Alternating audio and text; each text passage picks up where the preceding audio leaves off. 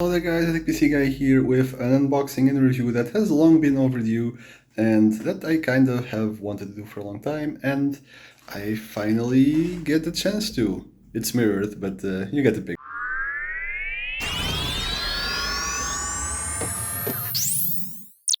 So I have wanted to do a review of the 30 series for a while, also upgrading my own 1660 Ti, that is, but just also for the channel doing in the review of current card. I know that the situation right now is complicated for most people to actually be able to get their hands on graphics card. Thankfully they are in stock now, and I finally decided to pull the trigger and get myself one.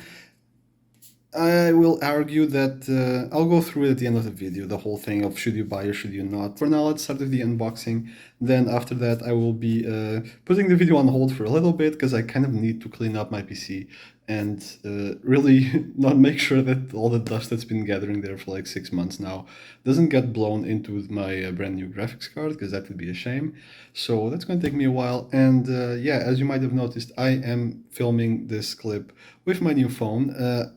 Kind of got it, kind of a good phone. The review might or might not be up by the time you are watching this, but I got it with the intention of using it to record stuff for the channel, because hopefully it will give me some versatility to be able to film stuff a little bit better. This is kind of the test run for seeing how the quality and sound quality is, if it is able to kind of replace my normal recording setup for videos that I need some mobility. So leave your feedback on that down below in the comments. For now, let us proceed with the unboxing, and then I'll go do some cleaning. I got myself a Gigabyte RTX 3070 gaming OC. It's a not LIJAR version, which shouldn't matter for gaming anyway, but just throwing it out there for anyone that cares.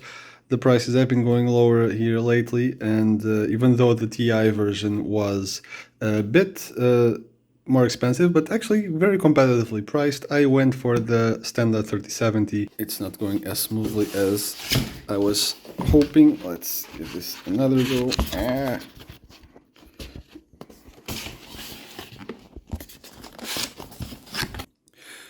Yeah, one-handed unboxing is not really my thing, so sorry about that. Let's open it up, and for starters, okay, let's see what we have here. I am assuming some warranty products, etc. Maybe a quick start manual, although, I mean, what quick start is there? So, like I said, it's a Gigabyte, it's a gaming OC. Here we have a quick guide, which, I mean, I'm not going to go through it. There are plenty of videos out there, some of my own included, that will show you how to set up a graphics card. There is not really a whole lot of setup involved. 4-year warranty, always good to know. So that's it for that little envelope. Nice foam layer to protect your card. And here we have it, our sweet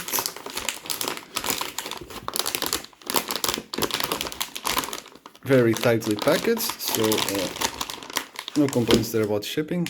So here we have it in an anti-static bag. So here it is out of the packaging. 3 fan blades, which is pretty essential to keep things cool, nice and cool. They do have a protector for the PCIe slot, and as well as protectors on the side for the ports for HDMI, DisplayPort, etc. Going through that in a second.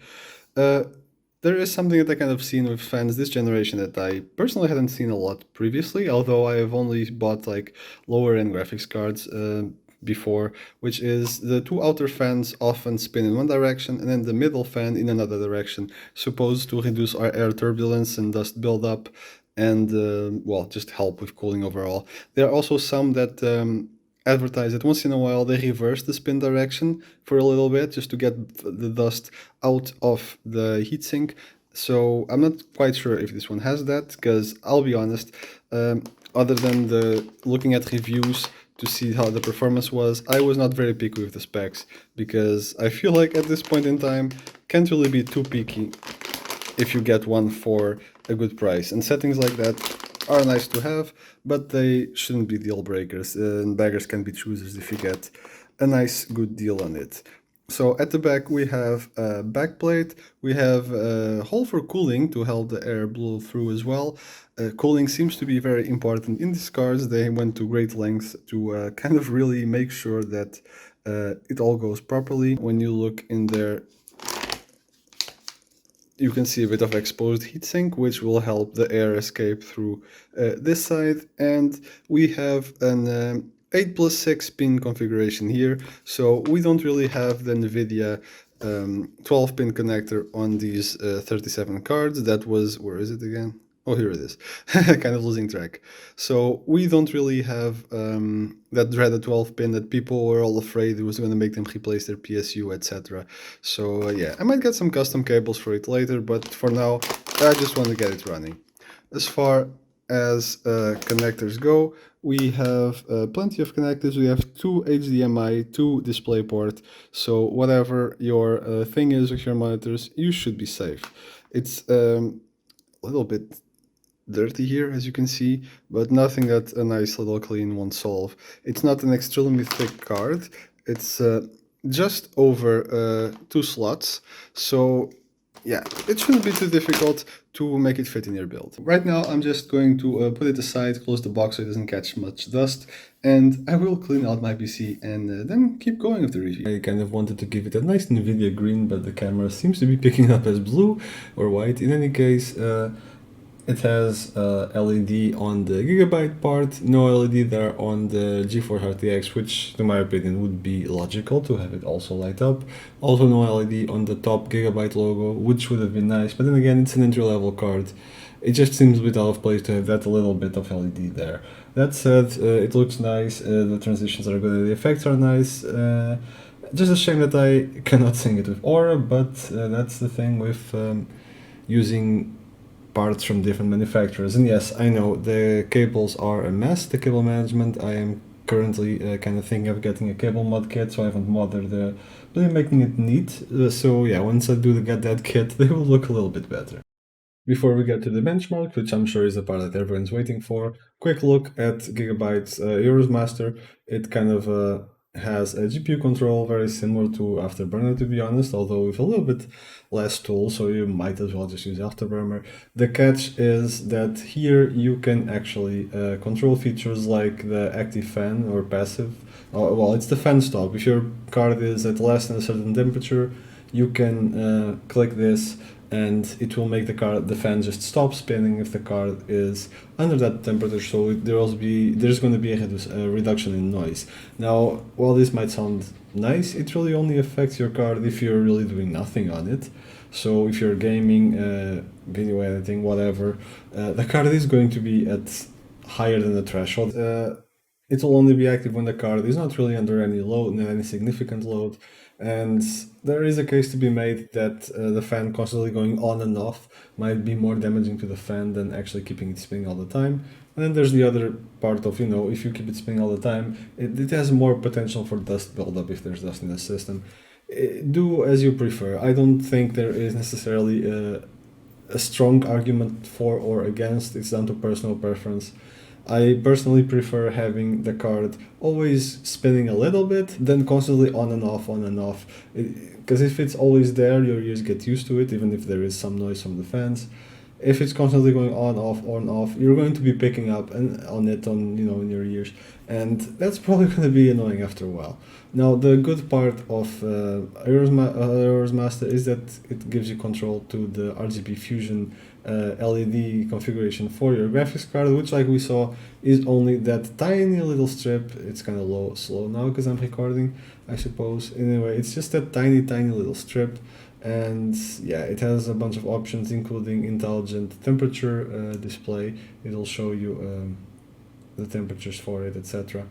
And yeah, if you have a bunch of Gigabyte products, this will sync it all together, etc., etc. I still wish all brands work together a little bit more nicely, but that's probably not going to happen anytime soon.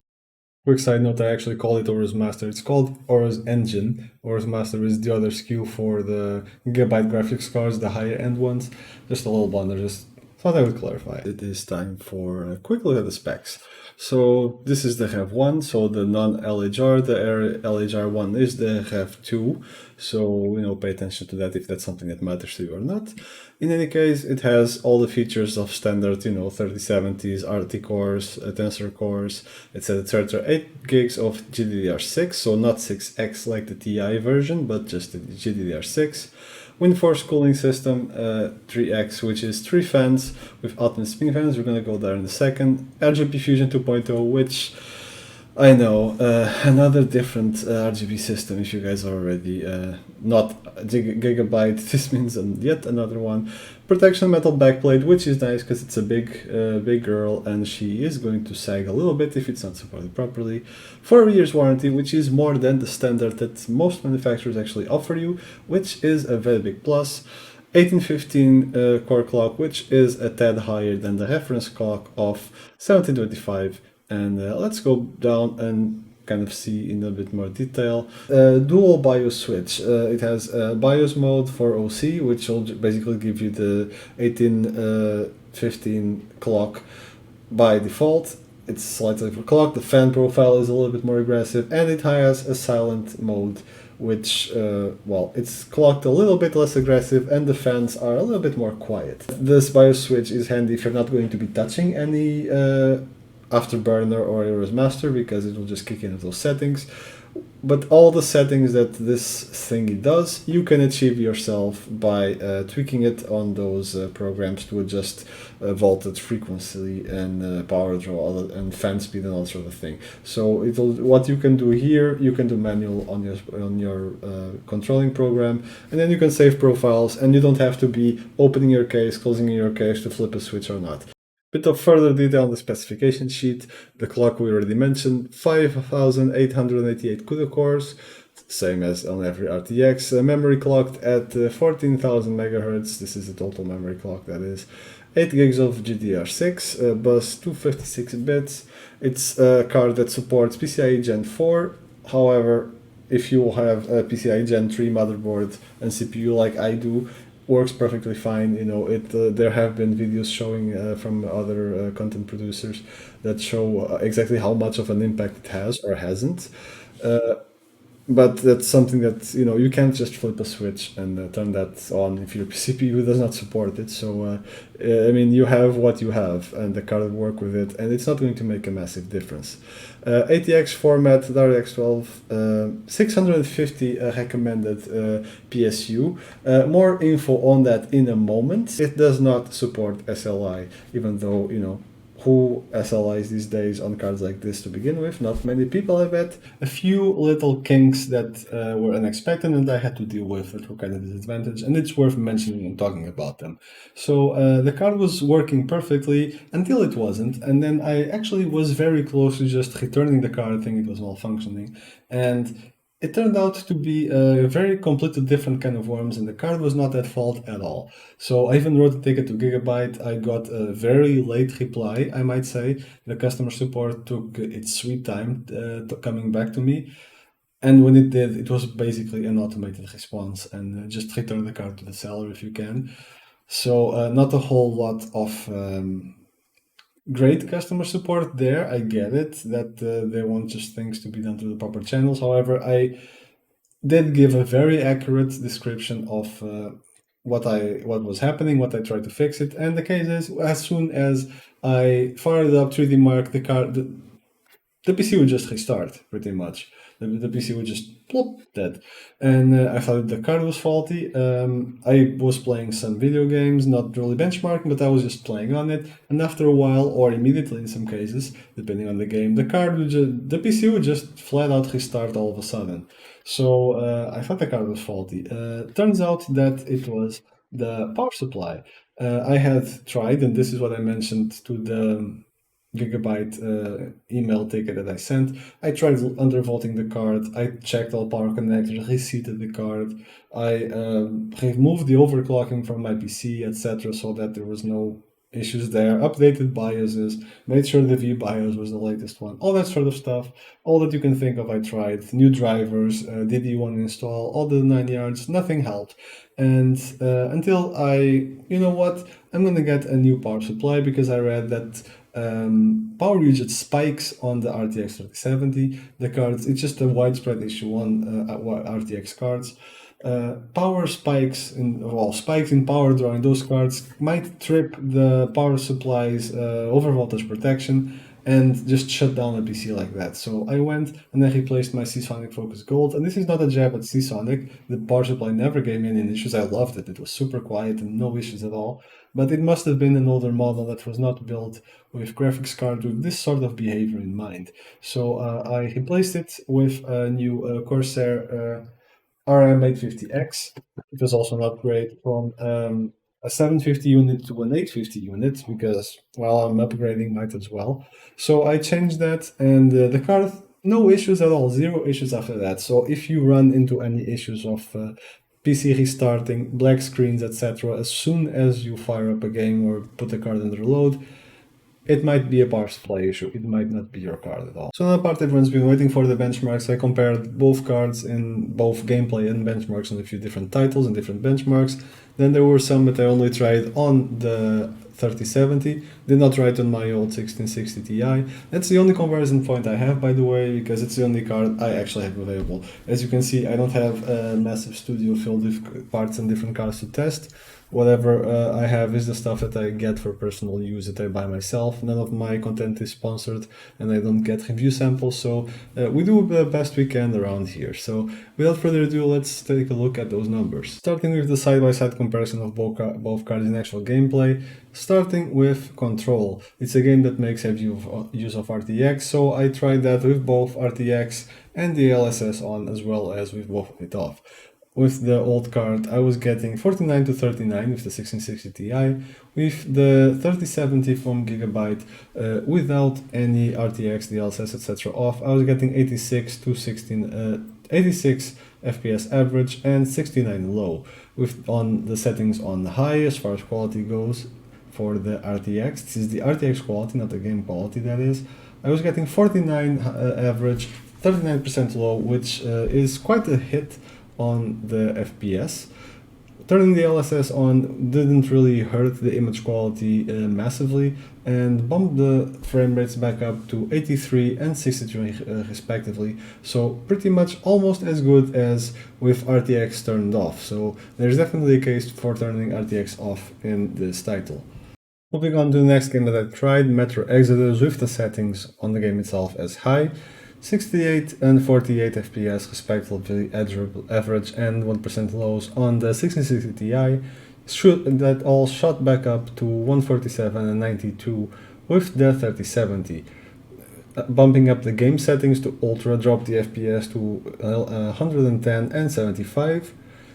Turning on RTX, lower them further to 73 average, 59 1% low, so that's pretty much almost half of the FPS of playing the game with the settings on high instead of ultra, and turning off RTX. So that's quite a massive bump right there. It has to be said that turning the LSS on in this game produced some pretty, well, I'm gonna say it, that it was pretty noticeable that the DLSS was on in terms of image quality decreasing. However, the frame rates went back up to 92 and 69, which is a noticeable improvement over having the DLSS off. Turning off RTX while the DLSS is on gave us a further boost in FPS to 108 and 82 1% lows. So definitely a pretty big jump in performance. RTX taking its toll, and the DLSS, while it improves its frame rate, in this game in particular, I do not advise turning it on. Moving on to Doom Eternal, we are having 130 FPS and 110 lows. Well, not necessarily lows, but how low it drops in fights. I felt that it was important to kind of mention this because, well, I couldn't really record it perfectly. Afterburner was having some issues giving me value, so I had to use the in-game tool to actually look at it. So I included the average FPS that I was getting and how much it dropped during those intense, full of explosions and stuff, fight scenes. So 130 on normal, average gameplay, and 110 in intense scenes with the old card. With the new card, I was getting 167 and 128 respectively, and bumping the settings to the max. It doesn't have RTX, just maxing out all sliders did not really make any sort of difference in terms of the FPS that I was getting, so I'm guessing that there's some sort of engine limitation right there. Moving on to a few other titles. Shadow of the Tomb Raider, the in-game benchmark was giving me 73 FPS on the 1660 Ti, along with 65% lows. I'm using 5% because that's what the in-game benchmark provides you with. For the 3070, I was getting 127 FPS and 110 5% low, so pretty sizable improvement as well. Moving on to Horizon Zero Dawn, the 1660 Ti was giving me 45 FPS average as well as a 28 FPS 1% low, which got massively crushed by the new card, which was clocking in at 119 FPS average, 102 1% lows. So the lows are more than double the FPS of the average FPS of the 1660 Ti. So definitely a massive upgrade in this game. As far as bumping the game up to ultra quality, I was getting 95 FPS average and 79 1% lows, which again, pretty damn decent. Going to Witcher 3, where I was getting 68 FPS and 28 1% lows on my 1660 Ti. The 3070 Gaming OC bumped that number up to 184 FPS average and 125 1% lows, which is pretty damn impressive. However, dialing down the quality to ultra kind of dropped it to 97 and 82, which is still impressive for playing such a game at ultra 4040p. It's a game with very detailed graphics, and it's still miles ahead of the previous card that I had while it was on high. For the record, the card wasn't high, the game was on high. I am not really blowing stuff into the card to make it high. Moving on to a couple of games that I could not test on the previous card, or did not test. I mean, I could have. I did not because it did not occur to me while I had the card on the test. In any case, Cyberpunk 2077, a game that honestly there was no point in testing it on the 1660 Ti because it would have crushed it. However, with the 3070, it is a very good showcase of the card's capabilities. Running the game on Ultra, on the opening scene, it would give me 66 FPS and 46 1% lows. And then I started testing it with RTX on different settings. It has a multitude of different settings for both RTX and DLSS to how intensely it makes use of those features. So with just on that Ultra setting, with RTX Psycho on, that's the max level, mind you, it was giving me 22 FPS average and 1% low of 10 FPS, so basically unplayable. Don't even think of playing that game with this setting on Ultra, on this resolution with this card. Just not doable. You're not gonna have a good time. Dropping the RTX mode to Ultra and setting the DLSS to Auto was giving me 44 average FPS and 33 1% lows. Also, dropping the RTX mode to medium without having the DLSS on was giving me 31 and 25 respectively. Keeping RTX on medium then and turning the DLSS to auto was giving me 65 FPS and 45 1% lows, which is kind of approaching playable territory for such a game. It's not the fast-paced shooter game. If you wanted to just look good and have decent FPS, I guess you could play it at this setting with 65 FPS average. You're not going to have a horrible gameplay experience. Having RTX turned off, however, with DLSS on auto, bumped the FPS to 76 average and 52 low, which is 10 FPS improvement on average over Ultra with no DLSS. So that's something worth considering if you want a little bit of an FPS boost. Obviously, you can always turn on the game settings a little bit, the general quality settings from the game, not RTX, the DLSS, the other settings, to bring the values a little bit more into the high refresh rate territory, but that's a whole other can of worms that you can always tinker with your own game, not with yourself. I mean, whatever floats your boat, I guess. But you can always tinker with the settings and bring them to a place where you are happy with the performance. As far as Apex Legends goes, I tried it just a little bit. I was getting 169 FPS average with 138 1% lows. However, I think that there is some engine limitations here to how high the FPS can go, so it could be capped. Don't quote me on that, but I seem to remember reading about that. Last but not the least, some synthetic benchmarks. Ashes of Singularity. I was getting 78.5 average FPS. I think that's the score what it scores it with. Anyway, I was getting 78.5 with the 1660 Ti, which went up to 91.5 on the Gigabyte 3070 gaming OC. 3D Mark, I did both TimeSpy and Firestrike on 1440p settings to get both the RTX 12 and 11 info on there. So with the 3D Mark TimeSpy, I was getting 6,719 with the 1660 Ti and 13,641 with the 3070, almost double the score, actually more than double the score. So yeah, pretty sizable upgrade right there. With the Firestrike, I was getting 8,111 and that went up to 16,951 with the gaming OC 3070. So again, more than double the 3D Mark score on those benchmarks. I did a little bit of a fur mark and encounter with our furry donut friend for 5 minutes to get the temperatures up and, you know, nice and stable, keep them up, that is, and I recorded both FPS and the temperature at the end of the test. So the average FPS on the 1660 Ti was 25 FPS with 67 degrees max, and the Gigabyte 3070 was 54 FPS with 68 degrees max, so pretty much the same temperature. This card has a pretty decent cooler in terms of effectiveness, so can't really complain about that, and it should definitely take quite a beating. It shouldn't get too hot even running at full load for an extended period of time. So other things that I might want to mention are acoustics. The card is mostly pretty silent. I have it on Lian Li 11 Dynamic XL, if that, you know, for what it's worth. It's a case that is not the quietest. However, it's also none of the loudest cases out there.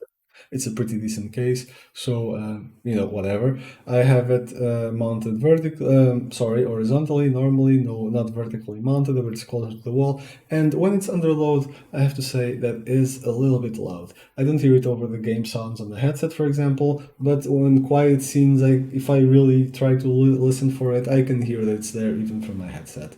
Worst of all, though, when I first put in the power supply and when I first put in the graphics card, when it started actually working, oh my god, Coil Whine, horrible Coil Whine. I very strongly considered just returning both items for a while, but since I had a 30-day period to try, and I know that Coil Whine sometimes goes away after a week or two, I gave it a chance, and you know what? It did help. The Coil Whine went away. I have not heard it at all, actually.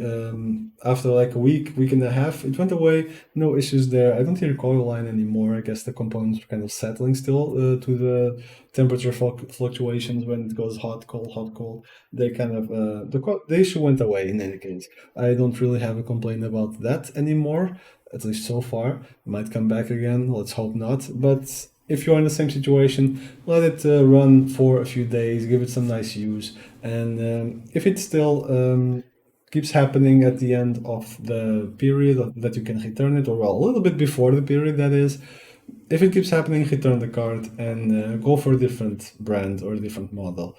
I don't recommend going for a card of the same model, hoping that it's not there, because if it's one card of one model, it's probably on all of them. It's probably a widespread issue related to the components used in the card.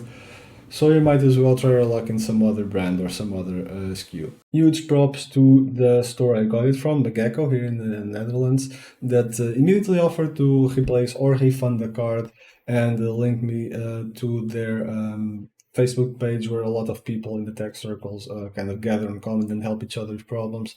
They're a retailer, they don't have customer support, so they couldn't offer me an actual solution, but they were very reassuring that I would either get a functioning card if the card was defective, or, you know, just get a refund.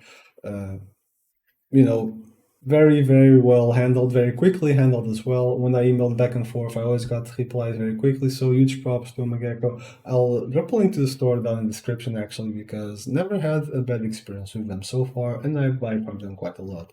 Gigabyte themselves, on the other hand, A little bit disappointing. Yeah, I get it. They get a lot of support tickets, I'm sure, with all the products that they make. I don't have an issue with Gigabyte products on themselves. I have a monitor from Gigabyte that I absolutely love. However, the support ticket thing could have been handled a little bit better, I feel. I gave all that information, all the different tests, all the different things I tried to the representative, and I feel like they didn't even read it. So, yeah, it doesn't make you feel very good as a customer. That said, let's wrap it up. I'm going to put links in the description for the components that I mentioned in this video, for the power supply and for the card for Amazon affiliate links. So I get a small commission if you guys click from there. It doesn't cost you any extra, and it helps get more and better videos out there. For the next time that there's a release, maybe I'll have a card earlier to show you guys. And I know that it might leave a bad taste in your mouth seeing a graphic cards review now in the middle of this shortage slash price gouging environment. However, that said, I only have so many opportunities to review hardware. When I have a chance, I have to take it. And honestly, the stock is kind of normalizing. You can get a card now if you want. Sure, it is more expensive than it usually is, but I feel like it's not going to come down anytime soon. So if you need to upgrade, if you really need to upgrade, you might as well. If you can wait another year and a half, I definitely recommend waiting. But if it's a matter of a couple of months, I don't think things are going to get any better in the foreseeable future. And that's why I pulled the trigger on this card, because, well, I wanted to upgrade. I was not willing to wait that long. I went from a 1080p monitor to a 1440p with the 1080p as side dual monitor, so I needed something with a little bit more oomph than my 1660 Ti to drive it at good frame rates. I know there's a lot of other reviews out there by now, and definitely a lot of better quality ones, but it doesn't hurt to put some information out there for you guys. So if you have enjoyed the reviews and my opinion on it in all aspects of it, or if it has helped you in any way, or for example, if a malfunctioning card that is tripping your power supply and now you found your problem and solved it, I hope it has helped some people out there. If you have enjoyed the video or it helped you in any way, then feel free to click the like button. I would appreciate it. Drop a comment down below. Let me know what you think of the video and how to improve it. I know it's been long and I probably talk a lot more than I should. So that much I know, but let me know what you thought and some points to improve in future reviews. And most of all, if you consider subscribing to the channel, I would love that, and that would be the best way that you can help us grow and have more products to review in the future and do better as well, hopefully, with some practice and improvement and just doing better of this whole thing. So I'll hopefully see you guys in the next video. I'll see you guys next time, and enjoy your RTX 3070 if you decide to go for one. Click the link down below.